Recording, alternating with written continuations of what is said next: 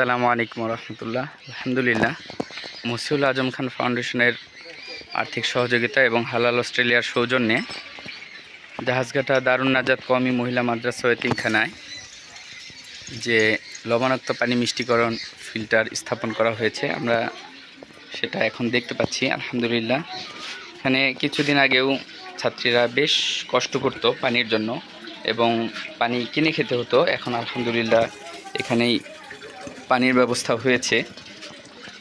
আল্লাহ তাআলার শুকর আদায় করছি এবং সেই সাথে শুকরিয়া আদায় করছি, কৃতজ্ঞতা আদায় করছি মসিউল আজম খান ফাউন্ডেশনের সাথে সংশ্লিষ্ট সকলের, প্রত্যক্ষ পরোক্ষভাবে যারা সহযোগিতা করেছেন, শ্রম দিয়েছেন। আল্লাহ তাআলা তাদের এই মেহনতকে কবুল করেন, তাদের মেহনতের মধ্যে বরকত দান করেন, তাদের জীবনে তাকওয়া এবং ইখলাস দান করেন।